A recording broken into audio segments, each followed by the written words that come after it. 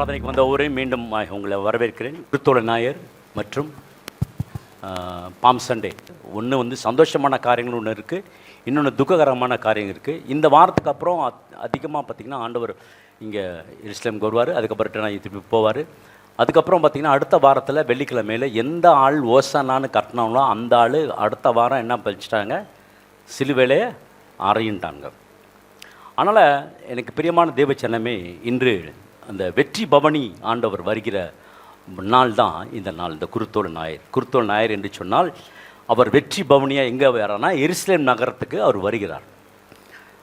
அவர் எருசலேம் நகரத்துக்கு வராமல் இருக்கலாம், ஆனால் ராஜா எங்கே வரணும்னா எருசலேம் நகரத்தில் தான் ஆளுகை செய்யணும், ஆட்சி செய்யணும். ஆனால் ராஜா வரார். இயேசு கிறிஸ்து வந்ததுக்கு ரெண்டு காரியங்கள் இருக்கிறது.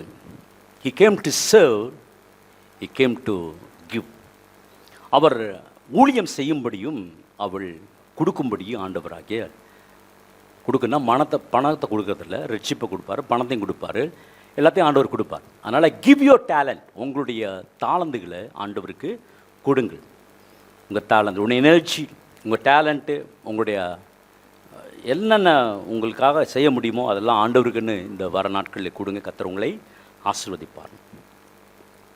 கழுதையும் கல்லும் அப்படின்னு சொல்லி இந்த செய்திக்கு தலைப்பு. எடுத்து வாசிங்க. சகரியா 9:9. சீயோன் குமாரத்தியே மிகவும் களிக்கூறு, மிகவும் களிக்கூறு. எருசலேம் குமாரத்தியே, எருசலேம் குமாரத்தியே கெம்பீரி, கெம்பீரி. இதோ இதோ உன் ராஜா, உன் ராஜா உன்னிடத்தில் வருகிறார், உன்னிடத்தில் வருகிறார். அவர் நீதியுள்ளவரும், நீதியுள்ளவரும், ரட்சிக்கிறவரும், தாழ்மையுள்ளவரும், கழுதையின் மேலும், கழுதையின் மேலும், கழுதை குட்டியாகிய மரியின் மேலும் ஏறி வருகிறவருமாய் இருக்கிறார். ஆமா, இத சகரியா தீர்க்கதரிசி ஒரு சின்ன பூ கொடுக்குறார். இப்படி தான் ஆண்டவர் வருவார். மேசியா எப்படி வரனா இப்படி தான் வருவார். ஆமென். மேசியா எப்படி வர்றானா இப்படி தான் வருவார். கழுதையின் மேலும் கழுதை குட்டியின் மேலும். அப்படின்னா ஒரு கழுதை தான், ரெண்டு கழுதை இல்லை, ஒரு கழுதை தான். ஒரு கழுதை அந்த கழுதை குட்டி கழுதையாக இருக்குது. அதனால தான் கழுதைன்னு ஒன்றா சொல்லாமல் அவன் தீர்க்கன் எப்படி சொல்கிறான்னு சொன்னாலும் கழுதையின் மேலும் கழுதை குட்டியின் மேலும் அப்படின்னு சொல்லியிருக்காரு. அந்த கழுதை குட்டி கழுதையாக இருக்குது, இதுவரை அதை பயன்படாத ஒரு கழுதை. ஆகவே பிரியமான தேவச்சனமே, இந்த தீர்க்கதரிசனம் நிறைவேறும்படியாக ஆண்டவர் கடைசியாக எடுத்துக்கொண்ட வாரத்தில் கடைசியாக அடுத்த வாரம் அவர் சிலுவைக்கு போக போகிறார். அதற்கு முன்பாக இவருக்கு சொல்லப்பட்ட தீர்க்கதரிசன வார்த்தை நிறைவேறும்படியாக கர்த்தர் இந்த காரியத்தை செய்தார். ஆமென், ஹல்லேலூயா. அடுத்த வெள்ளிக்கிழமை அவர் சிலுவையில், அடுத்த வாரம் வெள்ளிக்கிழமை சிலுவையில் அவர் போக வேண்டும். அதற்கு முன்பாக இவருக்கு சொல்லப்பட்டிருக்கிற தீர்க்கதரிசனம் பல 100 ஆண்டுகளுக்கு முன்பாக சொல்லப்பட்ட சகரியா தீர்க்கதரிசனம் சொல்கிறான், இப்படித்தான் ராஜா வருவார். ராஜா எப்படி வருவார்னா குதிரையின் மேலே வருவார். குதிரை ராயலில் குறிக்கிறது. ஆனால் அவர் ராயல் அந்த குதிரையின் மேல் வரல. அவர் எதில் வந்தார்னா கழுதைக்குட்டி மேலே வந்தார். ஏன் ஆண்டவர் அந்த கழுதைக்குட்டி மேல் வரணும்னா இந்த தீர்க்கதரிசனம் நிறைவேற வேண்டும். ரெண்டாவது, அவர் தாழ்மை உள்ளவர் என்று சொல்லி காட்ட வேண்டும். ஒரு ராஜா ஒரு தேசத்துக்கு போவார் என்று சொன்னால் அந்த தேசத்தில் எனக்கு சமாதானத்துக்கு தான் நான் வரேன் அப்படின்ற அடையாளம் காட்டுவதற்கு ஒரு ராஜா என்ன பண்ணுவார், குதிரையில் வரமாட்டார். நான் சமாதானத்தை கொடுக்கறதுக்காக வந்திருக்கேன், அதனால நான் என்ன பண்ண போகிறேன், நான் எதில் வருவேன், நான் குதிரை மேலே வரமாட்டேன். அவர் எடுத்துக்கொண்டது கழுதை. ஆமாம், கழுதை குட்டியின் மேல். நிறைய கழுதுன்னு பார்க்க போகிறோம், தப்பாக நினச்சிக்காதீங்க. ஆகவே மேசியா வருவார் என்று சொன்னார். அவங்க என்ன நினைக்கிறாங்க, அவர் குதிரையில் வருவார். அவர் எங்கே தான் வருவார்னா ஜெருசலேம் தான் வருவார். இவரும் ஜெருசலேம் தான் வராரு. ஜெருசலேமுக்கு வந்தோடனே அந்த எல்லாம் நினச்சாங்க, எதிர்பார்க்கவே இல்லை, யாருமே எதிர்பார்க்கவே இல்லை. திடீர்னு வராரு. வசனம் சொல்லுகிறது என்னவென்று சொன்னால், எதிரே உள்ள கிராமத்துக்கு போங்க, லூக்காவில் இருக்கும், மத்தேயில் இருக்கும், லூக்காவில் இருக்கும், மார்க்கில் இருக்கும், அதுக்கப்புறம் யோவானில் இருக்கு. 4 சுவிசேஷம் இந்த பகுதி முக்கியமான ஒரு பகுதி. 4 சுவிசேஷத்தில் இந்த பகுதி சொல்லப்படும். The 4 gospel narrates about the Jesus Christ triumph entry to the Jerusalem. உங்கள் வாழ்க்கையிலும் என் வாழ்க்கையிலும் ஆண்டவர் வெற்றி கர்த்தர் கொடுக்க போகிறார். ஆண்டவர் வெற்றி பவனி வந்தார் என்று சொன்னால் இன்றைக்கு உங்கள் வாழ்க்கையில் வெற்றியாக மாறும், உங்கள் நடைகள் வெற்றியாக மாறும். The Sunday is very significant because the சிலுவையில் ஏறி போவதற்கு முன்பாக அவர் அதற்கு முன்னாடி இந்த தீர்க்க தரிசனத்தை நிறைவேற்றி தான் போகிறார். உங்களுக்கும் சொல்லப்பட்ட தீர்க்க தரிசனம் நிறைவேறும். நம்புறீங்களா? உங்கள் வாழ்க்கையிலே சொல்லப்பட்ட தீர்க்க தரிசனம் நிறைவேறும். உங்களுக்கு கொடுக்கப்பட்ட ப்ராமிஸ் வேர்டு நிறைவேறும். நல்லா கவனமாக கேளுங்க. எல்லாத்தருடைய எண்ணங்கள், எல்லாத்தருடைய எதிர்பார்ப்புகள் வேற. ஆனால் கர்த்தர் ஒன்று வச்சிருந்தார், அதுதான் அந்த இடத்துல நிறைவேறிச்சு. அவங்கெல்லாம் என்ன நினச்சாங்க, யூதர்கள்லாம் என்ன நினச்சாங்க, ரோம சாம்ராஜ்யத்தை அழிச்சிட்டு மிகப்பெரிய வெற்றியை கர்த்தர் கொடுக்க போகிறார், ரோம சாம்ராஜ்யம் சுத்தமாக அடித்து நொறுக்க போகிறார், அப்படி தான் நினச்சாங்க. சீசரை ஒரேடியாக போட்டு தள்ளிடுவார், சீசர் இருக்க முடியாது, ரோமன் கவர்மெண்ட் இருக்க முடியாது, கவர்மெண்ட்டை கவிழ்த்து போட்டுருவார். This was their expectation. அவங்களோட எக்ஸ்பெக்டேஷன் பார்த்தீங்கன்னா வேறாக இருந்துச்சு. பரிசேயரோட எக்ஸ்பெக்டேஷன் வேறையாக இருந்துச்சு. அவர்லாம் என்ன சொன்னார்னா, ஜனங்களெல்லாம் வராங்க, எல்லாம் ஆர்ப்பரிக்கிறாங்க. ஆலயத்துக்குள்ளே போய் அங்கே காசுக்காரர்கள்லாம் தான் என்ன பண்ணுவாங்க, கிளென்ஸ் பண்ணுறது. சர்ச்சில் இதெல்லாம் இருக்கக்கூடாதா, இங்கே சர்ச்சில் சீட்டு போடுறது, அப்புறம் சர்ச்சில் வந்து ஏலம் விடுறது, இதெல்லாம் இன்னும் சில சர்ச்சிலலாம் இருக்குது பாருங்கள். ஒரு 50 ரூபா தேங்காய் வந்து விடுவாங்க ஏலத்துக்கு. அது போனால் 1000 ரூபா 2000 ரூபா 3000 வாங்கிட்டு போவாங்க. இதெல்லாம் உலகத்தில் நடக்கிறது. இது சர்ச்சில் வந்து நடக்கக்கூடாது. அங்கே புறா வைப்பாங்க, அதுக்கப்புறம் காசுக்காரர் இருப்பாங்க, எக்ஸ்சேஞ்ச், மணி எக்ஸ்சேஞ்ச் அங்கே நடக்கும். எங்கன்னா சர்ச்சில் தான் நடக்கும். இதெல்லாம் போய் அடித்து தூக்கி பலகையெல்லாம் ஒரே நாளாக இயேசு கிறிஸ்துவோட அப்படியே அவருடைய கேரக்டரை அப்படியே டிஃப்ரெண்ட்டாக இருக்கும். எல்லாத்தையும் விரட்டிவிட்டு அப்புறம் பார்த்தீங்கன்னா வசனம் சொல்லும், அவர் அங்கே யாருக்கு வந்து பிரசங்கம் பண்ணார்னா, வியாதியஸ்தருக்காக, முடவருக்காக, குருடருக்காக, இவங்களுக்கெல்லாம் தான் அங்கே பிரசங்கம் பண்ணாராம் சர்ச்சில். அது என்ன நடந்துச்சுன்னா, பாம் சண்டேல உள்ளே போய் நீங்கள் வசனம் 19 லூக்கா 19 படிச்சிங்கன்னா இதில் எல்லா இடத்துலையும் இருக்கும். இந்த நான் எடுத்துக்கொண்டது லூக்கா 19 எடுத்துக்கொள்கிறேன். நிறைய பேரோட வாழ்க்கையில் ஆண்டவராக தேவன் இன்னைக்கு மாற்றப் போகிறார். ஆமென், ஹல்லேலூயா. ஆகவே பிரியமான தேவச்சனமே, நான் பிரசங்கிக்கிறதுக்கு எனக்கு தெரியாது. உண்மையில் எனக்கு பிரசங்க தெரியவே தெரியாது. முதல் பிரசங்க பாஸ்டர் ஜேக்கப் என்னை கொடுக்குறாரு, யெகோவா நிசி, மறக்கவே முடியாது. அந்த செய்தி எடுக்கிறேன் 2005 2006 யெகோவா நிசி அப்படின்ட்டு முன்னாடி வந்து சொல்லிட்டேன். அதுக்கப்புறம் எப்படி செய்தி வரமாட்டேங்குது. எழுதி வச்ச எல்லாம் மறந்து போச்சு, ஜாமாக போயிடுச்சு. முடிக்கிற ஞாயிற்றுக்கிழமை மெயில் சர்வீஸில் கொடுக்குறாரு. எனக்கு நல்லா எடுக்கலாம், அழகாக எடுக்கலாம், முடியல. ஆனால் எப்போ ஆவியானவர் நான் கேட்குறேன், எப்படி எடுக்கிறது மெசேஜ் கொஞ்சம் சொல்லிக் கொடுங்க அப்படின்னா, அது அப்படியே ஆவியானவரில் எடுக்க வேண்டியதான். ஆவியானவர் என்ன சொல்கிறாரோ அப்படியே எடுத்த வேண்டியதான். என்னங்க ஆவியானவர் என்னங்க சொல்லுவார், எப்படிங்க எடுக்க முடியும், எல்லாம் ஆவியானவர் எப்படி சொல்லுவார். அப்போ தேவ சமூகத்தில் உட்காரஞ்சு இந்த புல்பீட்டை பிடிச்சிட்டு அழ ஆரம்பிச்சிட்டேன். யாரும் இல்லாத நேரத்தில் அவன் சர்ச்சில் ஒர்க் பண்ணிட்டு இருந்தேன். சர்ச் புல்பீட்டை பிடிச்சி அழ ஆரம்பிச்சிட்டேன். ஆண்டவரே எனக்கு கற்றுக் கொடுங்க ஆண்டவரே. அடுத்த வாரம் எழுந்துச்சேன், விதைப்பும் அடுத்த வாரம் செய்தி மங்கி எரிகிற திரி என்று சொல்லி ஒரு செய்தி எடுத்தேன். ஆண்டவர் அதை எடுக்கும்படி கர்த்தர் எனக்கு ஞானத்தையும் அறிவையும் முதல் கொடுத்தார். கொடுத்து முடித்தோன்னா பயங்கர கிளாப்ஸு. பாஸ்டர் ஓடி வந்து என்னை கட்டி பிடிச்சிட்டு, இந்த ரெக்கார்டிங் இந்த செய்தியை வந்து எனக்கு கொடு அப்படின்னாரு. நான் ஏன் இதை சொல்கிறேன்னா, உங்களையும் எடுத்து ஆண்டவர் பயன்படுத்த முடியும். என்னை எடுத்து பயன்படுத்தினவர், கழுதை எடுத்து பயன்படுத்தினவர். கல்லை பார்த்து சொன்னார், நீங்கள் கூப்பிடனா அந்த கல் கூப்பிடாரு. கல்லை பயன்படுத்துவார், உங்களை பயன்படுத்துவார், என்ன பயன்படுத்துவார். ஒருவேளை நீங்கள் கழுதைன்னு நினச்சிங்கன்னா கர்த்தர் உங்களை இன்னைக்கு சார் உங்களை இல்லை, என்ன கழுதைனா கர்த்தர் என்னை ஆண்டவர் பயன்படுத்துவார். ஆமென், ஹல்லேலூயா. ஆகவே நமக்கு என்னன்னா, நீங்கள் ஒதுக்கப்படவில்லை, நீங்கள் பிரித்தெடுத்திருக்கீங்க. சொல்லுங்க, நான் ஒதுக்கப்படலை, கர்த்தர் என்னை பிரித்தெடுத்து வைத்திருக்கிறார். ஆமாம், இதுதான் முக்கியம். இல்லை இதில் நீங்கள் ஒதுக்கப்பட்டவர்கள், கைவிடப்பட்டவர் இல்லை. கர்த்தர் உங்களை நோ நாட் லைக் தட். என்னென்னா, கர்த்தர் உங்களை ஒதுக்கி வைக்கலை, கர்த்தர் உங்களை பிரித்து வச்சிருக்காரு. எதுக்கு தான்? அவருடைய வேலையை செய்வதற்காக. ஆமென், ஹல்லேலூயா. ஆகவே பிரியமான தேவச்சனமே, யாரும் பயன்படுத்த முடியாத இருக்கிற உங்களை கர்த்தருடைய வார்த்தை தீர்க்க தரிசனம் வரும் என்று சொன்னால் கர்த்தர் உங்களை பயன்படுத்துவார். இந்த கழுதை மேல் வர வேண்டும், கர்த்தர் இந்த கழுதை மேல் வர வேண்டும் என்று சொல்லி தீர்க்க ஏற்கனவே சொல்லியிருக்கிறார். அந்த வார்த்தை நிறைவேறும்படியாய் வருகிறார். நான் சொன்ன ஜூவிஷ் எதிர்பார்த்ததெல்லாம், அவர் குதிரை மேலே வருவார், ராஜாவாக டிக்ளேர் பண்ணுவார், ராயலாக இருக்கும், அந்த குதிரை மேலே வருவார். ஆனால் எதுவுமே நடக்கலை. நம்ம எடுத்து வாசிக்கலாம். லூக்கா 19ஆம் அதிகாரம் உங்களுக்கு எதிரே இருக்கிற கிராமத்துக்கு போங்கள். அதிலே பிரவேசிக்கும் போது மனுஷரில் ஒருவனும் ஒரு காலம் ஏறி இராத கழுதை குட்டியை கட்டி இருக்க காண்பீர்கள்.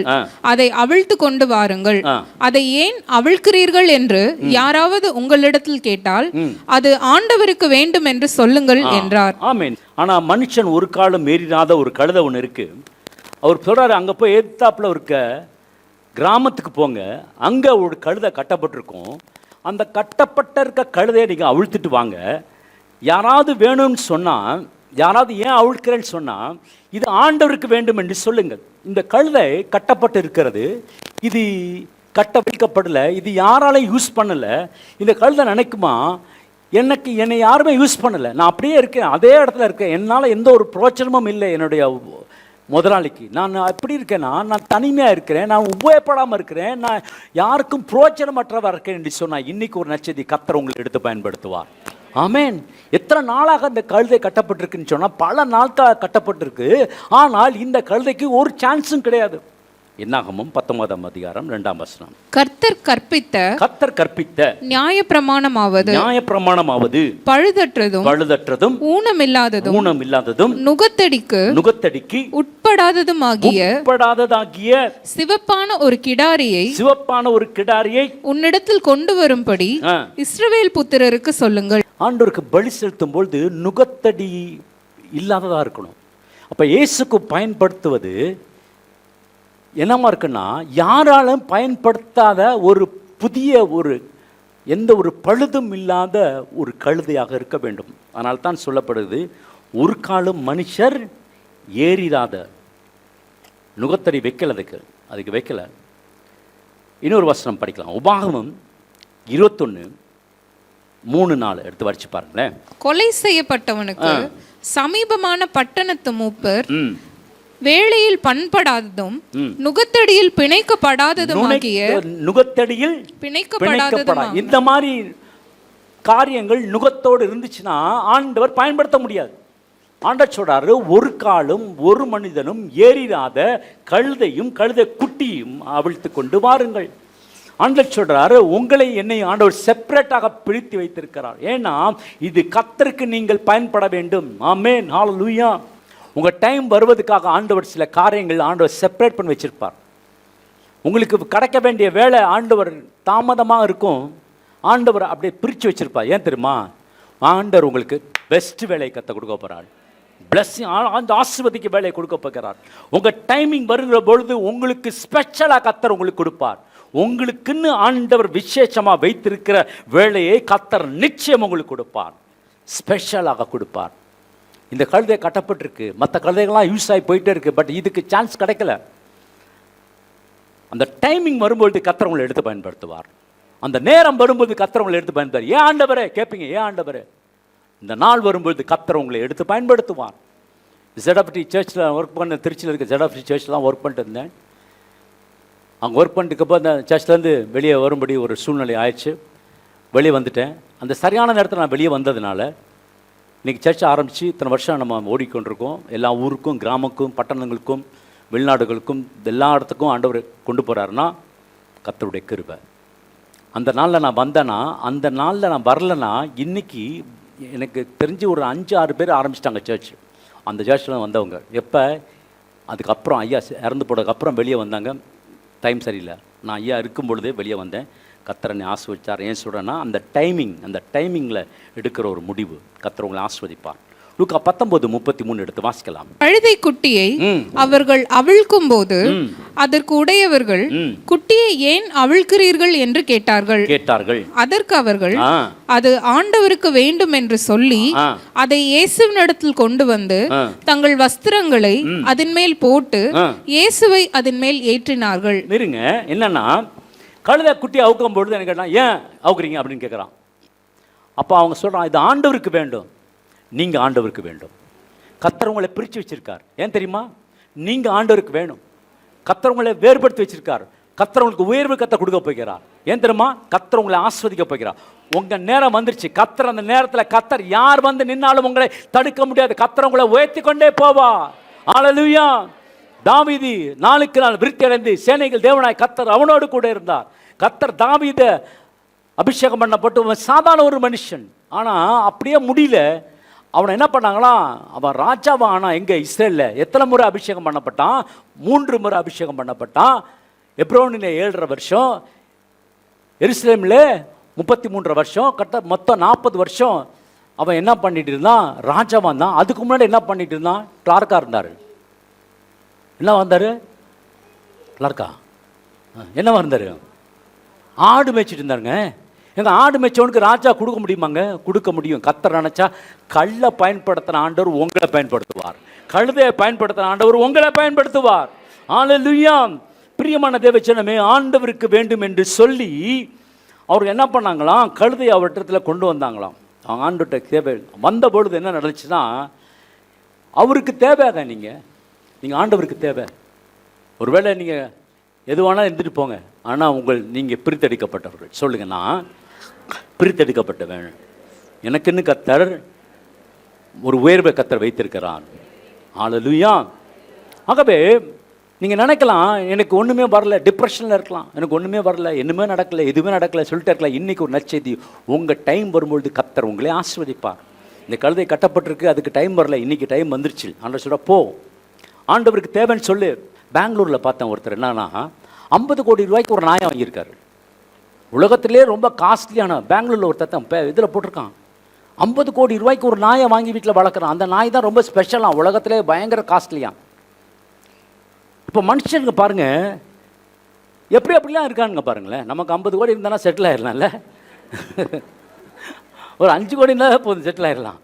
வாங்கடா நீங்களும் உங்கள் வேலைன்னு சொல்லிட்டு போயிடலாம். ஆமீன். அல்லேலூயா. கழுதைக்கு என்ன போட்டாங்களாம்? ட்ரெஸ்ஸு போட்டாங்க. என்ன போட்டாங்களாம்? நினச்சி பார்த்துச்சா அந்த கழுதை? நினச்சி பார்த்து அவன் மேலே ட்ரெஸ்ஸு போடுவாங்களா? நினச்சி பார்த்துச்சா? ரெட் கார்பெட், அது தெரியல, பெரிய ஆளுங்களை வரும்பொழுது ரெட் கார்பெட் போடுவாங்க. சிவப்பு கம்பளியா, கம்பளம் இல்லை? ஆமாம், அதை போட்டு அதில் நடந்து வருவாங்க. பார்த்துருக்கீங்களா? நிறைய என்னையெல்லாம் அந்த ஒரிசாவில் வரப்பெல்லாம் பார்த்திங்கன்னா 2 சைடில் ஆட்கள்லாம் நின்றுக்குவாங்க. அப்படியே வரப்பெல்லாம் அப்படியே பூ அப்படியே தூக்கிட்டே இருப்பாங்க. நான் அப்படியே நடந்து போவேன். கர்த்தர் ரெட் கார்பெட்லாம் ஆண்டவர் கொடுத்தா எனக்கு. நாமே அல்லேலூயா. நம்மளையும் கர்த்தர் ஆண்டவர் எடுத்து பயன்படுத்துகிறாரா? நினச்சிட்டேன், என்னையும் நடத்துகிறாரா, உங்களையும் நடத்துவார். இந்த கழுதைக்கு ட்ரெஸ்ஸு போடுறது மாத்திரம் இல்லை, இது நடந்து வர்றதா ட்ரெஸ்ஸு மேலே தான் நடந்து வருது. நம்பர் 1, கழுதைக்கு என்ன போட்டாங்க? ட்ரெஸ்ஸு போட்டாங்க, சட்டையெல்லாம் போட்டாங்க. 2வது, நடந்து வர்றதெல்லாம் red carpet, royal red carpet போட ஆரம்பிச்சிட்டாங்க. அந்த வஸ்திரத்தை மேலே தான் நடக்க ஆரம்பிச்சிச்சு. அப்படி தான் நான் போட்டிருக்கு, படிங்க. அதை இயேசுவினிடத்தில் கொண்டு வந்து தங்கள் வஸ்திரங்களை அதன் மேல் போட்டு இயேசுவை அதன் மேல் ஏற்றினார்கள். அவர் போகையில் அவர்கள் தங்கள் வஸ்திரங்களை வழியிலே விரித்தார்கள். ஆமென். இப்போ என்ன பிரச்சனைனா, ஒரு கழுதையோ ஒரு குதிரையோ இருக்கும் என்று சொன்னால் அதை எடுத்த உடனே என்ன பண்ண முடியாது, ஒரு ஆள் ஏறி உட்கார முடியாது. அதுக்கு ட்ரெயின் பண்ணுவாங்க. ஒரு ஆள் ஏறி உட்காந்தா திடீர்னு வலிக்கிட்டு விழுந்துடும், திடீர்னு மிரண்டுரும், திடீர்னு காலால் உதச்சிரும். இதெல்லாம் நினைக்கிறாங்க அந்த இடத்துல, ஐயோ இதெல்லாம் நடக்குமே, இவர் போய் அந்த கழுதை யாருமே பயன்படுத்தலையே, அதுக்கு ட்ரைனிங்கே கொடுக்கலையே. உங்களுக்கு ட்ரைனிங் இல்லைனாலும் கர்த்தர் உங்களை எடுத்து பயன்படுத்துவாருங்க. உங்களுக்கு அனுபவம் இல்லாமல் இருக்கலாம், கர்த்தர் உங்களுக்கு அனுபவத்தை கர்த்தர் கொடுப்பார். என் ஆவியானவர் கர்த்தர் உங்களுக்கு அனுபவத்தை கர்த்தர் கொடுப்பார். உங்கள் வாழ்க்கையில் கர்த்தர் உங்களை சிறந்ததா வெற்றி சிறக்க பண்ணும்படியாக என் ஆண்டவர் வைத்திருக்கிறார். இந்த கழுதைக்கு ட்ரைனிங் கொடுக்கல. ஜீசஸ் கிறிஸ்ட் மேலே ஏறினா விழுந்துட்டானா என்ன பண்ணுறது? ட்ரைனிங் கொடுக்க வேண்டும். ஆனால் ட்ரைனிங் இது கொடுக்கல. ஆகவே பிரியமான தேவச்சனமே, இதுவரைக்கும் உங்கள் வாழ்க்கையில் எந்த அற்புதம் நடக்கலைன்னா இனிமேல் கர்த்தர் உங்கள் வாழ்க்கையில் அற்புதத்தை கொடுப்பார். So B prepare. சீஷர்களுக்கு பயம். என்ன பயம்? கழுதைக்கு என்ன பண்ணுதான், பயன்படுத்தாத ஒரு கழுதையாக இருக்குது. அதற்கு என்ன பயன்னா, எப்படா நம்ம தூக்கிட்டு போகிறோம், இவர் எப்படா நம்ம ஏற்றிட்டு போக முடியும், நம்ம மேலே ஏற்றுறான்றாங்களே, நமக்கு இது வரைக்கும் யாரையுமே ஏற்றுனது இல்லையே, நம்ம சும்மாலாம் இருக்கிறோம், நம்ம வெட்டியாலாம் இருக்கிறோம், இவ்வளோ நாள் கட்டி தானே இருக்கிறோம். இன்றைக்கி ஒரு செய்தி வருது, என்னன்னா கழுதையை அவுத்துட்டு வா. இன்றைக்கி ஒரு செய்தி வரும், கர்த்தர் கட்டுகளை அவுக்க போகிறார். ஆமென். ஹல்லேலூயா. இன்றைக்கு ஒரு நற்செய்தி, கர்த்தர் உங்கள் வாழ்க்கையில் அற்புதங்களை கர்த்தர் செய்ய போகிறார், கட்டுகளை அவுக்க போகிறார். இவ்வளோ நாள் நீங்கள் பயன்படலாம், கர்த்தர் உங்களை எடுத்து பயன்படுத்துவார். ஹல்லேலூயா. இவ்வளோ நாள் நான் ஜெபிச்சேன், என் வாழ்க்கையில் எந்த அற்புதம் நடக்கலை, இன்னைக்கு நடக்கும் அற்புதம். இன்னைக்கு உங்க வாழ்க்கையில் அதிசயம் கர்த்தர் ஆண்டவர் நிச்சயமாய் கர்த்தர் கொடுப்பார். இதுவரை நடக்கவில்லை என்று சொன்னால் இனி மேலும் கர்த்தர் நடத்தும்படி கர்த்தர் கிருபை பாராட்டி இருக்கிறார். பிரியமான தேவ பிள்ளைகளே, உங்களுக்கு ஒரு ஆப்பர்ச்சுனிட்டி ஆண்டவர் கர்த்தர் கொடுக்க போகிறார். உங்களுக்கு ஒரு தருணத்தை கர்த்தர் கொடுக்க போகிறார். உங்களுக்கு ஒரு வேலையை கர்த்தர் கொடுக்க போகிறார். உங்களுக்கு இந்த நாட்களில் கர்த்தர் இவ்வளவு நாள் வராத ஆசீர்வாதம் இன்றைக்கு தேடி உங்க கதவை தட்டி கொண்டு வரப்போகிற ஆசீர்வாதம். ஆண்டவர் சொல்கிறார், எதிரே உள்ள கிராமத்துக்கு போங்க, அங்க கட்டப்பட்டிருக்கிற கட்டுகளை அவிழ்த்து கொண்டு வாருங்கள் என்று சொல்கிறார். இவ்வளவு நாள் அந்த கழுதை எந்த பிரயோஜனமும் படாமல் இருந்தது. ஆனா இன்னைக்கு என்ன பண்ணா கர்த்தரிடத்திலிருந்து வார்த்தை பெறப்பட்டு வருகிறது. என்னவென்று சொன்னா, கட்டவிழ்த்துட்டு வா.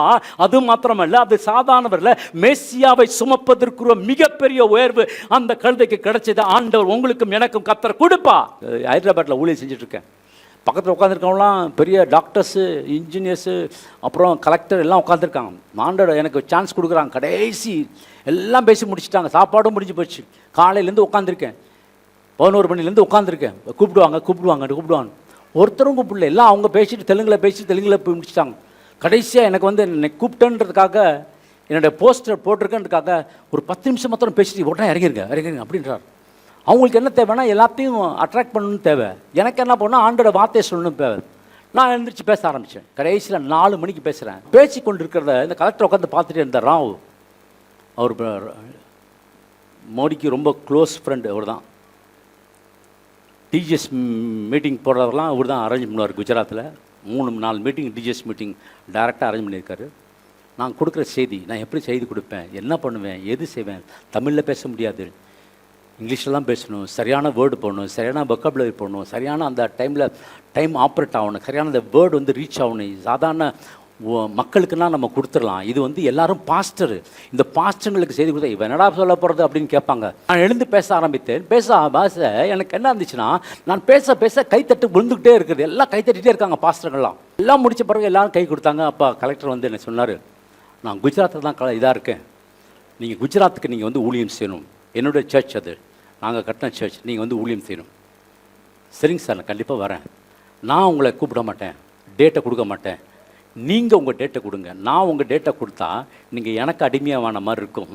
நீங்கள் உங்கள் டேட்டை கொடுத்தீங்கன்னா உங்களுக்கு சௌரியமான நாளில் நான் உங்களுக்கு அப்பாயின்மெண்ட் வாங்கி 2 நாள் 3 நாள் மீட்டிங் உங்களுக்கு ரெடி பண்ணி தரேன்னு சொல்லிவிட்டு எனக்கு டிக்கெட்டும் போட்டு, ஃப்ளைட் டிக்கெட்டும் போட்டு என்னை அழைச்சிட்டு நான் குஜராத்தில் போய் ஊழியம் செய்யும்படி கர்த்தர் கிருபை பாராட்டினார். ஆமென். ஒரு பெரிய சர்ச்சில் கர்த்தர் கொண்டு நிறுத்தினார். எப்படிங்க? என்னையும் பயன்படுத்தின ஆண்டவர் உங்களையும் பயன்படுத்துவார். கர்த்தர் உங்களை ஸ்பெஷலாக பார்ப்பார். நீங்கள் உங்களை அண்டர் எஸ்டிமேட் பண்ணிக்காதீங்க. உங்களை கர்த்தர் உயர்த்துவதற்குன்னு கர்த்தர் வைத்திருக்கிறார். அவர் ஒலிவமலையின் அடிவாரத்துக்கு சமீபமாய் வருகையில் திரளான கூட்டமாகிய சீஷர் எல்லோரும் தாங்கள் கண்ட சகல அற்புதங்களையும் குறித்து சந்தோஷப்பட்டு கர்த்தருடைய நாமத்தினாலே வருகிற ராஜா, நாமத்தில் வருகிற ராஜா ஸ்தோத்திரிக்கப்பட்டவர், பரலோகத்திலே சமாதானமும் உன்னதத்திலே மகிமையும் உண்டாவதாக என்று சொல்லி மிகுந்த சத்தத்தோடு தேவனை புகழ்ந்தார்கள். தேவனை புகழ்றாங்க. என்னன்னா, பரலோகத்திலே சமாதானமும் உன்னதத்திலே மகிமையும் உண்டாவதாக, கர்த்தருடைய நாமத்தினால வருகிறவர் ஸ்தோத்தரிக்கப்பட்டவர். எங்க இருக்குது? சங்கீதம் 118:24 நினைக்கிறேன், படிச்சு பாருங்க. கர்த்தருடைய நாமத்தினாலே வருகிறவர் ஸ்தோத்தரிக்கப்பட்டவர். கர்த்தருடைய நாமத்தினாலே வருகிறவர் ஸ்தோத்தரிக்கப்பட்டவர். கர்த்தருடைய வார்த்தை தான் ஓசனா என்று சொல்வதற்குரிய அர்த்தம். இது சங்கீதம் 118:26 இருக்குன்னு நினைக்கிறேன். அதில் சொல்றது, கர்த்தருடைய நாமத்தினால் வருகிறவர் ஸ்தோத்திரிக்கப்பட்டவர். உங்கள் வீட்டுக்கு ஆண்டவராகிய தேவன் வரப்போகிறார். அப்போ எல்லாரும் கத்துறாங்க, எல்லாரும் ஆராதிக்கிறாங்க, எல்லாரும் பார்த்தீங்கன்னா கத்துறாங்க, நாமத்தை சொல்கிறாங்க. ஆமாம், இவனும் ஆராதிக்க மாட்டான், மற்றவங்களையும் ஆராதிக்க மாட்டான். அவன் சொல்கிறான், யாருன்னா வேத பாரகர் சொல்கிறானுங்க, பரிசேயர் சொல்கிறாங்க, பாரசி சொல்கிறாங்க, அவங்களை அமைதியில் இருக்க சொல்லு சீசர்கிட்ட சொல்கிறாங்க. பாருங்களேன், படிங்களேன்.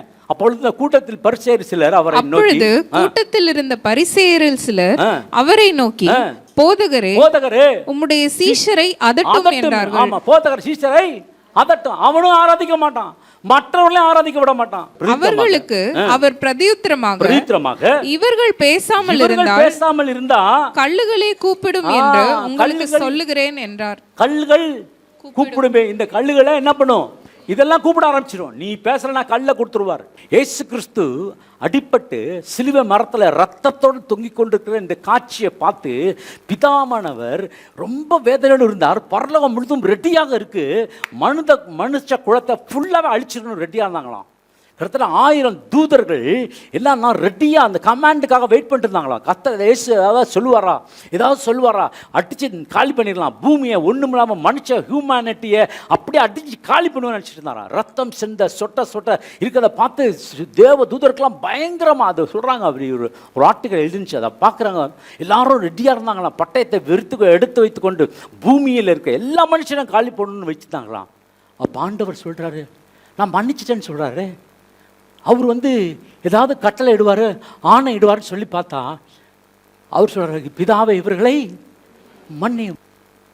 தாய்லாந்திலும் மியான்மரிலும் பயங்கரமான பிளவு. ஆண்டவர் ஒரு ஷேக் விட்டாருன்னா போச்சு, முடிஞ்சு போச்சு காலி எல்லாம். அதனால் இந்த இடத்துல சொல்கிறாரு, நீங்கள் பேசலைன்னா இந்த கல் என்ன பண்ணும், பேச. அந்த கல்லுக்கு ரொம்ப இம்பார்ட்டன்ட் இருக்குங்க. நான் சொன்ன இந்த செய்தியில் கழுதையும் கல்லும், நான் சொன்ன மாதிரி கழுதையை பிடிச்சவன் பார்த்துட்டோம். ஆண்டவர் சொல்கிறார், இந்த கல்லுகள் பேசும். ஏன் கல் பேசும்? பழைய ஏற்பாட்டில் கல் ரொம்ப முக்கியமான ஒரு காரியம் வகிக்கிறது. பழைய ஏற்பாட்டில் கல் முக்கியமான ஒரு காரியம்.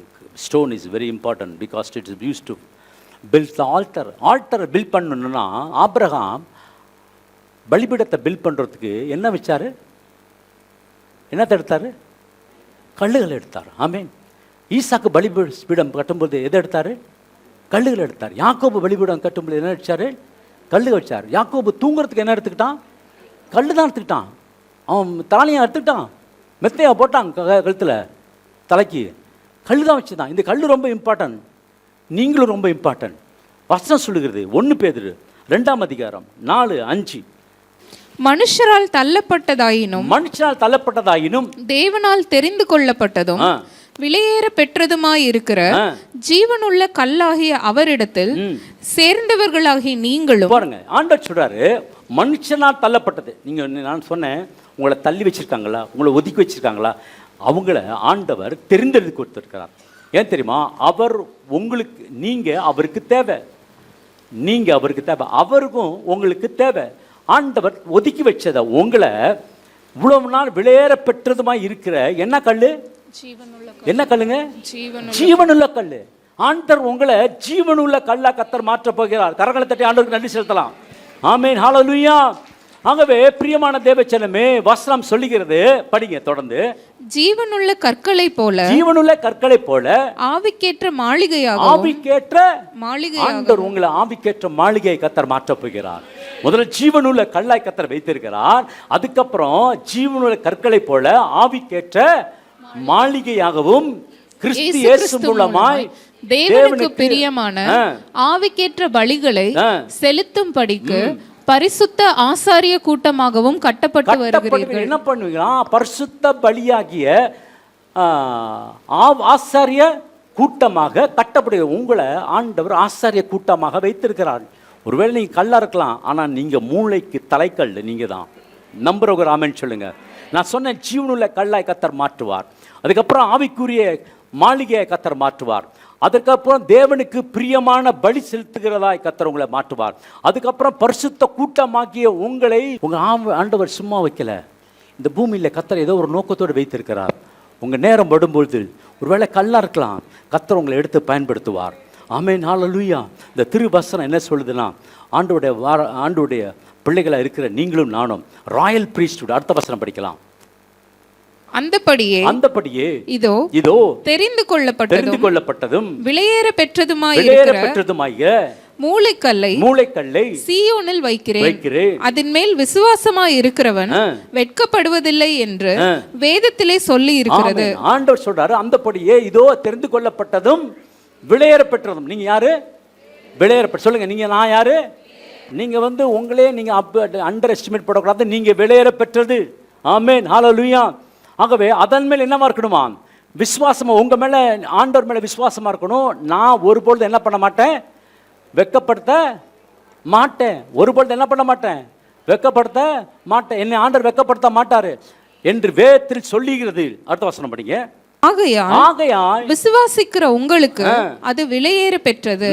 கீழ்ப்படியாமல் இருக்கிறவர்களுக்கோ வீட்டை கட்டுகிறவர்களால் தள்ளப்பட்ட பிரதான மூளைக்கல்லாகிய அந்த கல் இடறுதற்கேதுவான கல்லும் விழுவதற்கேதுவான கண்மலையுமாய் இருக்கு. பாருங்க, ஆண்டவர் உங்களை தனியா வச்சிருக்காருன்னா எதுக்குன்னா உங்களை தான் பிரதானமான மூளைக்கல்ல கர்த்தர் உயர்த்த போகிறார்.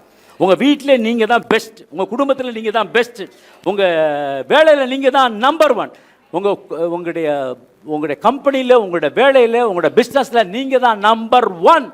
கர்த்தர் உங்களை உயர்த்த போகிறார். ஏன் ஆண்டவர் வச்சிருக்காருன்னா உங்கள் டேர்ன் வந்த பிறகு கர்த்தர் உங்களை உயர்த்துவாருங்க. ஆமென்.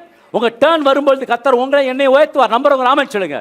ஒரு வேளை இல்லாமல் இருக்கலாம், இப்போ வேணா இப்போ ஏதோ இருக்கலாம், கழுத மாதிரி அப்படி மேய்ச்சிட்டு இருக்கலாம். ஒரு நாள் வரும்பொழுது கர்த்தர் உங்களை உயர்த்த ஆரம்பிச்சார். நான் ஒரு நாள் நடந்து போய் இந்த காலேஜுக்கு இந்த டியூஷன் எடுக்கிறதெல்லாம் நடந்து போய் இப்படி தான் நடந்து போவேன். இந்த குறுக்கால போய் தலைநகர் போய் ஒரு வீட்டுக்கு முடிச்சுட்டு அடுத்த வீட்டுக்கு அந்த அடுத்த தெருவில் போவேன், அடுத்த வீட்டுக்கு இன்னொரு தெருவில் போவேன். ஏன்டா வாழ்க்கை இப்படி இருக்குது அப்படின்னு நினச்ச ஒரு நாட்கள்லாம் உண்டு. என்னுடைய வாலிப வயசில் நான் சந்தோஷமாக இருந்ததே கிடையாது. ஒரு நாளும் சாயங்காலம் டியூஷன் போயிடுவேன். டியூஷன் போனால் காலையில் போனால் சாயங்காலம் 6 மணிக்கு போனால் நைட் வீட்டுக்கு வர 8 மணி 9 மணி ஆகும். திருப்பியும் மறுநாள் காலையில் காலேஜுக்கு போயிட்டு திருப்பியும் சாயங்காலம் டியூஷன் எடுத்துகிட்டு இப்படியே போயிட்டு இருந்த இந்த காலை ஆண்டவர் ஏரோப்ளைனில் ஏறி போகும்படி கர்த்தர் வைத்தார். ஆமென். ஹல்லேலூயா. நான் ஃப்ளைட்டில் காலை வைக்கிறப்பெல்லாம் ஒரு நாள் நான் நடந்து போனேனே, இன்னைக்கு கர்த்தர் உயர்த்தி வச்சிருக்காராம். ஒரு நாள் கர்த்தர் உங்களை உயர்த்துவார், ஒரு நாள் கர்த்தர் உங்களை உயர்த்துவார். ஆமென். ஹல்லேலூயா. ஏரோப்ளைனில் மாத்திரம் இல்லை, காரில், பைக்கில், சைக்கிளில், மோட்டார் சைக்கிளில், ஆமென், மாட்டு வண்டியில், எல்லாத்துலேயும் ஆண்டவர் போகும்படி வச்சுட்டார். ஹல்லேலூயா. ஆண்டவருக்காக நீங்கள் நடந்தீங்கன்னா கர்த்தர் உங்களுக்காக முன்னே போவார். நம்புற ஒரு ஆமென் சொல்லுங்க. கர்த்தர் உங்களை ஆஸ்வதிப்பார். திருவசனம் உங்களுக்குள்ளே இருக்கும் என்று சொன்னால் ஆண்டவராகிய தேவன் கர்த்தர் உங்களுக்கும் எனக்கும் ஆண்டவர், நான் சொன்னேன், உங்களை ஆண்டவர் ஆண்டவர் உங்களை சோசன் பண்ணி வச்சுக்கார். You are the royal priesthood. எப்படி இந்த மகிமை வந்துச்சு, எப்படி இந்த கரம் வந்து, எப்படி இந்த காரியங்கள் நடைபெற்றது, எப்படின்னா கர்த்தரை நம்புறதுக்கு ஒரு குறையும் வராது. கர்த்தர் எல்லாவற்றையும் கர்த்தர் சந்திக்கிற தேவனாக இருக்கிறார். அவர்கள் திருவசனத்துக்கு கீழ்ப்படியாதவராய் இருந்து இடறுகிறார்கள். அவர்கள் திருவசனத்திற்கு கீழ்ப்படியாதவர்களாய் இருந்து இடறுகிறார்கள். அதற்கென்றே நியமிக்கப்பட்டவர்களாயும் இருக்கிறார்கள். கீழ்ப்படியாதவங்க அப்படி இருப்பாங்க, அவங்கள விட்டுருங்க. அடுத்த வசனம் படிங்க. நீங்களோ உங்களை அந்தகாரத்திலிருந்து தம்முடைய ஆச்சரியமான ஒளியின் இடத்திற்கு வரவழைத்தவருடைய புண்ணியங்களை அறிவிக்கும்படிக்கு தெரிந்து கொள்ளப்பட்ட சந்ததியாயும். யார திரும்ப நீங்க அந்தகாரத்திலிருந்து எங்க வந்திருக்கீங்க? ஆச்சரியமான ஒளியின் இடத்துக்கு வந்திருக்கீங்க. எங்க வந்திருக்கீங்க? ஆச்சரியமான, சொல்லுங்க. நான் அந்தகாரத்திலிருந்து ஆச்சரியமான ஒளியின் இடத்துக்கு வரவழைக்கப்பட்டிருக்கிறேன். அது மாத்திரம் இல்ல, அவருடைய புண்ணியங்களை அறிவிக்கும்படி தெரிந்து கொள்ளப்பட்ட சந்ததி. ஆமென். அவருடைய புண்ணியங்கள், அவரை பற்றி சொல்றதுக்கு, பரலோகத்தின் தேவனை பற்றி சொல்ல, சிலுவையில் அறையப்பட்ட இயேசு கிறிஸ்துவை சொல்லுவதற்கு இந்த பூமியில கர்த்தர் உங்களை என்னை ஆண்டவர் வைத்திருக்கிறார். அதாங்க கல்லு, ஜீவனுள்ள கல்லு. ஹல்லேலூயா. இந்த கல்லுக்கு எவ்வளவு அர்த்தம் இருக்கு பாருங்க.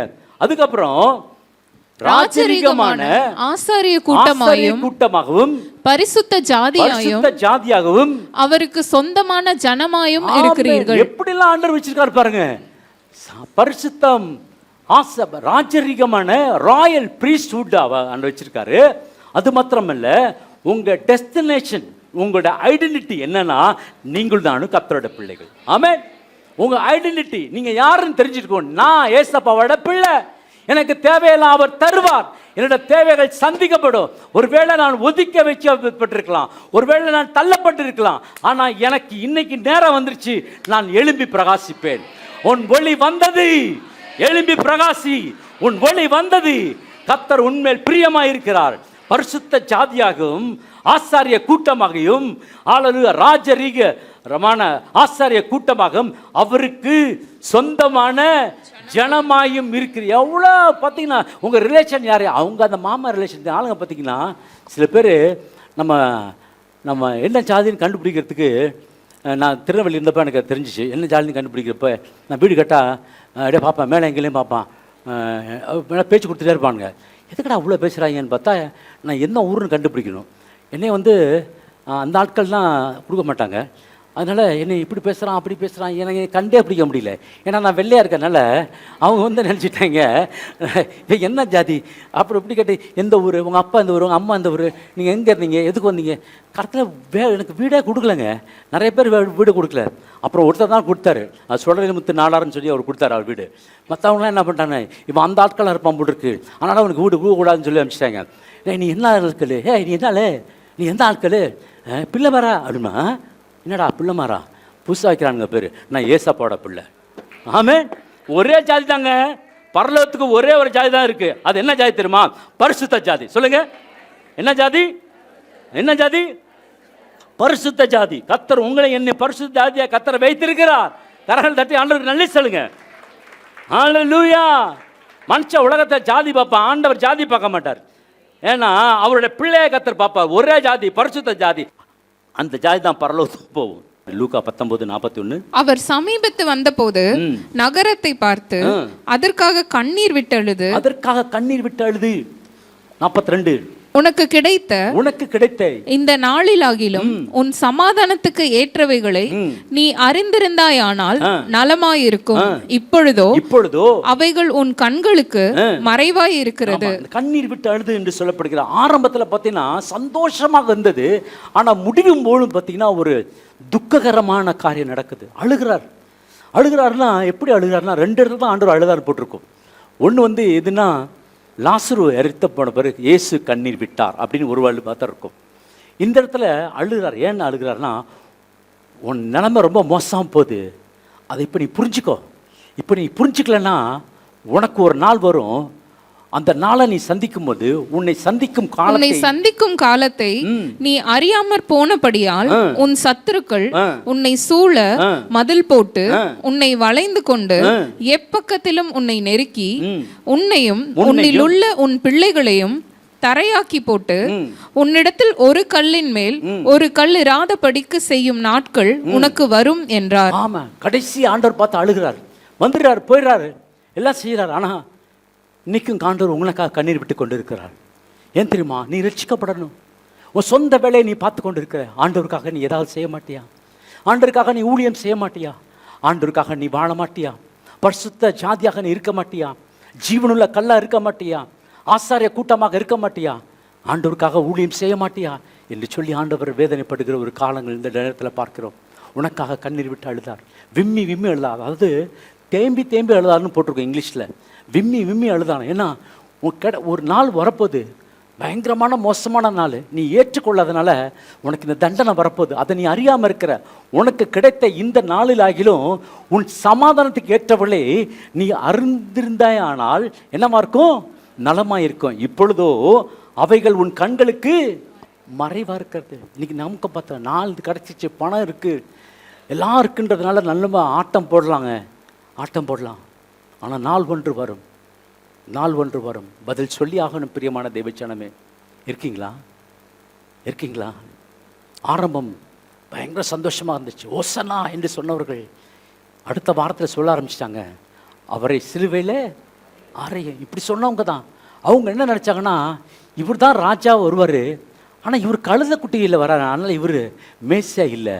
ஆனால் ஆண்டவர் ஏன் வந்தார்னா, அவர் தன்னை தாழ்மை உள்ளவராக தாழ்த்தி அந்த நகரத்துக்கு பிரவேசிக்கும்போது ஒரு சமாதானத்தை கொடுக்கறதுக்காக நான் வந்தேன் என்று சொல்லி அடையாளமாக காட்டுகிறார். இன்றைக்கு உங்கள் வாழ்க்கையில் வெற்றி பவனியை கர்த்தர் எதிர்பார்க்கிறார். நீங்கள் ஜெயத்தோடு வரணும். நிறைய பேர் உங்களை நிறைய சொல்லுவாங்க, வேண்டாதவர்கள் சொல்லுவாங்க, ஒதுக்கி வைப்பாங்க, புறக்கணி வைப்பாங்க. ஆனால் என் ஆண்டவர் புறக்கணிக்க மாட்டார். கர்த்தர் உன்னை ஜீவனுள்ள கற்களாய் கர்த்தர் மாற்றப் போகிறார். ஆசாரிய கூட்டமாக கர்த்தர் வைக்கப் போகிறார். பரிசுத்த ஜாதியாய் கர்த்தர் வைக்கப் போகிறார். ஹல்லேலூயா. உன்னை சந்தித்த காலத்தை நீ அறியாமல் போனபடியினால் உன் சத்துருக்கள் உன்னை சூழ மதில் போட்டு உன்னை வளைத்து கொண்டு எப்பக்கத்தில் உன்னை நெருக்கி உன்னையும் உன்னில் உள்ள பிள்ளைகளையும் தரையாக்கி போட்டு உன்னிடத்தில் ஒரு கல்லின் மேல் கல் இராதபடிக்கு நாட்கள் உனக்கு வரும் என்று சொல்கிறார். இதோ நாட்கள் வரும் என்று ஆண்டவர் சொல்லுகிறார். பின்பு என்ன பண்ணாராம்? தேவாலயத்தில் பிரவேசித்து பின்பு அவர் தேவாலயத்தில் பிரவேசித்து அதிலே விற்கிறவைகளையும் கொள்ளுகிறவர்களையும் புறம்பே துரத்த தொடங்கி புறம்பு துரத்த கிளென்ஸ் பண்றார், எல்லாத்தையும் சுத்திகரிக்கிறார். அப்புறம் என்னுடைய வீடு ஜெப வீடாய் இருக்கிறது என்று எழுதி இருக்கிறது, நீங்களோ அதை கல்லர் குகையாக்கினீர்கள் என்றார். ஹல்லேலூயா. அதுக்கப்புறம் பாத்தீங்கன்னா பாருங்க, அவர் டைரக்டா சர்ச்சுக்குள்ள போக ஆரம்பிச்சிட்டார். போயிட்டு என்ன பண்ணுறாரு, சுத்திகரிக்க ஆரம்பிக்கிறார். அந்த இடத்துல சுத்திகரித்து எல்லாத்தையும் புறம்பே தள்ளி விட்டு, காசு விற்கிறவன், அதை பண்ணுறவன், இதை பண்ணுறவன் எல்லாத்தையும் வெளியே அனுப்பிச்சிட்டு, என்னுடைய வீடு ஜெப வீடு என்று எழுதியிருக்கிறது. எங்கே எழுதியிருக்குன்னா ஏசாயா தீர்க்கதரிசியில் எழுதியிருக்கிறது, என்னுடைய வீடு ஜெப வீடு. இந்த வார்த்தை நிறைவேறும்படியாய் கர்த்தர் அந்த இடத்துக்கு போனார். அவருடைய பக்தி வைராக்கியம் என்னை பட்சித்தது என்று சொல்லப்பட்ட வார்த்தையும் இந்த இடத்துல நிறைவேறுது. சங்கீதத்தில் சொல்லும், அவருடைய பக்தி வைராக்கியம் என்னை பட்சித்தது. அவருடைய ஆண்டவர் வைத்திருக்கிற அந்த பக்தி வைராக்கியம் இன்று உங்களுக்கும் எனக்கும் வேண்டும். ஹல்லேலூயா. போன வாரம் முழுவதும் பெங்களூர் பட்டணத்தில் காலையிலிருந்து நைட்டு 11 மணி வரைக்கும் வீடு வீடாக சென்று ஒவ்வொரு வீட்டிலையும் பெலிசூனியம் மாந்திரிகம் இருக்கிற வீட்டுக்கெல்லாம் போய் ஜெபிக்கும்படி கர்த்தர் கிருபை பாராட்டினார். ஒரு இடத்துக்கும் கிட்டத்தட்ட ஒரு 20 ஃபேமிலி நான் போயிருப்பேன். காலையில் போனால் நைட்டு 11 மணிக்கு ரூம் போடுவேன். அப்படி ஆண்டவருக்காக ஊழியத்தை செய்து முடிச்சுட்டு திரும்பி வரும்பொழுது வந்தே பாரத் ட்ரெயின் பிடிக்கணும். 1:10 வரைக்கும் ஊழியம் செஞ்சுட்டு இருக்கேன். 1:30 என்னோட ட்ரெயின் டிராஃபிக்கில் மாட்டிக்கிட்டேன். ரயில்வே ஸ்டேஷனில் போய் நிற்கும் பொழுது ரயில்வே ஸ்டேஷன் பேக் சைடில் இறங்கிட்டேன். ரயில்வே ஸ்டேஷனில் வந்து ஒர்க் பண்ணிட்டு இருக்காங்க. அந்த சைடு போகணும். நான் பிரிட்ஜு, பெரிய பிரிட்ஜு, பேக்கை தூக்கி கொண்டு கடையில் கேட்குறேன். டீ ஷாப்பில் அங்கே இருக்க பிளாட்ஃபார்மில் இருக்கிற கடையில் கேட்குறேன், வந்தே பாரத் திருச்சி போகிற வண்டி எங்கே, இங்கே நிற்கிறீங்க, சீக்கிரம் ஓடுங்க, எடுக்க போகிறான் வண்டியை. இந்த வண்டி எப்படின்னா ஆட்டோமேட்டிக்காக அந்த டோர் க்ளோஸ் ஆயிரும். ஓடுறேன், வேகமாக ஓடுறேன். ஓடின பார்த்தா வண்டி நிற்கிது, பார்த்துட்டேன். இங்கேருந்து கை காட்டுறேன், இன்ஜின் டிரைவர் கை காட்டுறேன். நான் வந்துட்டு இருக்கேன், ரொம்ப தூரத்தில் இருக்குது. பேக்கை தூக்கிட்டு ஓடி வரேன். என்னால் ஓட முடியல, நடக்க முடியல. பயங்கரமான வெயில். தர பார்த்தீங்கன்னா வெள்ளை பார்த்தீங்கன்னா எப்படி இருக்குன்னு உங்களுக்கு தெரியும். அதில் கஷ்டப்பட்டு இழுத்துட்டு, ஆண்டவரே இப்படி வேலை செய்யணுமா அப்படின்னு சொல்லி இழுத்துட்டு ஓடுறேன். ஓடி பக்கத்தில் போய் ட்ரெயினில் ஏறிட்டேன். ஏறினா பார்த்தா ட்ரெயினில் எல்லாத்தையும் க்ளீன் பண்ணிட்டு இருக்காங்க. இல்லை ட்ரெயின் புறப்பட்டுன்னு சொன்னால் மாத்திட்டானுங்களோ ட்ரெயினை அப்படின்னு சொல்லிட்டு என் இடத்துல போய் நின்றுட்டு இருக்கேன். கடைசியில் ஒருத்தர் சொன்னா, நீங்கள் எங்கே போகிறீங்க? நான் திருச்சி போகிறேன், இந்த ட்ரெயின் கோயம்புத்தூர் போகுது, நீ சீக்கிரமாக பக்கத்தில் நிற்கிது பாருங்க, அந்த ட்ரெயினில் போய் ஏறுங்க, அதான் உங்கள் ட்ரெயின். ஓடி என்ன பண்ண, நான் திருப்பி எல்லாத்தையும் எடுத்துக்கிட்டு இந்த இடத்துல நான் அடுத்த ட்ரெயினுக்கு போய் என்னை பார்த்துட்டான். ஒரு போர்ட்டர் பார்த்துட்டு என்ன பண்ணிட்டான், என் பேக்கை 2 தூக்கிட்டான். வாங்க சார் அப்படின்னு சொல்லிட்டு நேராக போய் C3 கம்பார்ட்மெண்ட்டில் கொண்டு வந்து என்னை வச்சு அந்த இடத்துல உட்கார வச்சு ஒரு பாட்டில் தண்ணியை எனக்கு கொடுத்தான். இலை பாருங்க, ஆண்டோட்ட ஊழியத்தை செய்தேன். ஊழியம் வந்து சாதாரணது கிடையாது. It's is not work from home. ஆண்டவருக்காக ஓடி ஓடி ஓடி ஓடி இன்னைக்கு கர்த்தர் ஒரு சபையை கர்த்தர் கொடுத்திருக்கிறார். எழுப்புதல் துதி மையத்தை கர்த்தர் கொடுத்திருக்கிறார். எனக்கு கிடைத்த இந்த நாளில் நான் ஆண்டவரை பிடிச்சு கொண்டேன், ஓடுறேன். எனக்கு எந்த பேக்ரவுண்டு கிடையாது. எங்க அப்பா ஒரு பாஸ்டர் இல்லை, எங்க அம்மா ஒரு பெரிய ஒரு இன்ஸ்டிடியூஷன்ல இல்லை, யாருமே இல்லை. ஊழியன்னு ஆரம்பிச்சது எங்க வீட்டில். என் மூலமாய் கர்த்தர் கிருபை பாராட்டினதுனால இந்த ஊழியமாய் கர்த்தர் நிறைய பேருக்கு ஆசீர்வாதத்தின் வாய்க்காலாக என் ஆண்டவர் தெரிந்தெடுத்திருக்கிறார். ஆமென். அவரை சுமப்பதற்குரிய பலத்தை கர்த்தர் கொடுத்திருக்கிறார். சரீரத்துல பாடுகள், சரீரத்துல உபத்திரவம், சரீரம் பாதிக்கப்பட்ட சரீரம், இருதயம் பஞ்சான இருதயம், காயப்பட்ட இருதயம், வேதனை இருந்த இருதயம், கர்த்தருக்காக வாழுகிறதுக்காக ஒன்றை மாத்திரம் நான் எடுத்துக்கொண்டேன். கர்த்தர் இன்னும் என்னை வழிநடத்தி கொண்டிருக்கிறார். இன்னும் நான் ஓட்டத்துக்காக ஓடுவேன், இன்னும் ஓடுவேன், இன்னும் அதிகமாக ஓடுவேன், அதிகமான ஊழியத்தை செய்வேன். ஹல்லேலூயா. நல்ல தகப்பனே, இந்த நாளுக்காக நன்றியோடுமை துதிக்கிறோம், சோத்திரிக்கிறோம். இந்த ஆராதனையை தேவனிங்க மகிமைப்படுத்தி கொடுத்த கிருபைக்காக நன்றி. ஆரம்பம் முதல் கடைசி வரைக்கும் இந்த ஜீவனுள்ள உயிர்த்தெழுந்த வல்லமை இந்த சபையில் இருந்ததற்காக நமக்கு நன்றி. கொண்டு வந்து சேர்த்த ஒவ்வொரு பிள்ளைகளுக்காக கோடானு கோடி நன்றி செலுத்துகிற சுவாமி. இந்த நாளில் கேட்ட வசனங்களைப்படி ஆண்டவரே உன்னதத்தில் இருக்கிற தேவனுக்கு மகிமை உண்டாகத்தக்கதாக கர்த்தர் இந்த நாளை ஆண்டவரே இந்த குருத்தோலை ஞாயிறாக உலகமெங்கும் அனுசரிக்கிற இந்த நாளில் கர்த்தர் எங்களுக்கும் ஆண்டவரே இந்த ஜீவனுள்ள வார்த்தையை கர்த்தர் கொடுத்து எங்களை திருப்திப்படுத்தியதற்காக உமக்கு நன்றி. உனக்கு கிடைக்கப்பட்ட இந்த நாளில் ஆண்டவரே, உனக்கு சமாதானத்துக்கு ஏதுவானவைகளை சிந்தித்தாயானால் நலமாயிருக்க என்ற வார்த்தைப்படி இந்த நாளில் எங்கள் சமாதானத்துக்கு ஏதுவானவைகளை கர்த்தருடைய சமூகத்திலிருந்து ஆராய்ந்து அறிந்து பெற்றுக்கொண்டு ஆண்டவரே, அதன்படி எங்கள் காரியங்களை எங்கள் ஓட்டத்தை ஓட கர்த்தர் கிருபை பாராட்டும்படிக்கு நாங்கள் செபிக்கிற சுவாமி. தேவ ஆலயம் கல்லர் குகையாக மாற்றப்படாதபடிக்கு கர்த்தருடைய வல்லமை மகிமையாக இறங்கட்டும் ஆண்டவரே. தேவனுக்கு அடுத்த காரியங்கள், தேவனை புரிந்து கொள்கிற காரியங்கள் எல்லாவற்றிலும் ஆண்டவரே குருட்டாட்டங்கள் நீங்கி போகும்படிக்கு நாங்கள் செபிக்கிறோம் ஆண்டவரே. கண்களை திறந்தரலாம் ஆண்டவரே. இந்த நாளில் கொடுக்கப்பட்ட ஆண்டவரே இந்த சத்தியங்களுக்கு ஏற்ப ஆண்டவரே எங்களை பலப்படுத்தி கொள்ள ஆண்டவரே. தேவ ராஜ்யத்தில் நித்தியம் வாழத்தக்கதான ஆண்டவரே ஒரு ஒழுங்குகளை நாங்கள் கற்றுக்கொள்ள பலப்பட நிலைத்திருக்க கர்த்தர் எங்களை கிருபை பாராட்டும்படிக்கு இந்த குருத்தோலை ஞாயிறில் நம்முடைய சமூகத்தில் நாங்கள் ஒப்பு கொடுக்கிறோம் ஆண்டவரே. கர்த்தரின் நாமத்தினால வருகிறவர் சோத்தரிக்கப்பட்டவர் என்று சொல்லத்தக்கதான ஒரு கிருபையை ஒவ்வொரு நாளும் எங்களுக்குள்ள கொடுங்க சுவாமி. நம்முடைய கரத்தில் எங்களை தாழ்த்தி ஒப்பு கொடுக்கும் இயேசு கிறிஸ்துவின் வல்லமையுள்ள திரு நாமத்தை கொண்டு நாங்கள் ஜெபிக்கிறோம் ஜீவனுள்ள நல்ல சுவாமி. ஆமீன் ஆமீன். ஜெப தேவைக்கு 9894913619.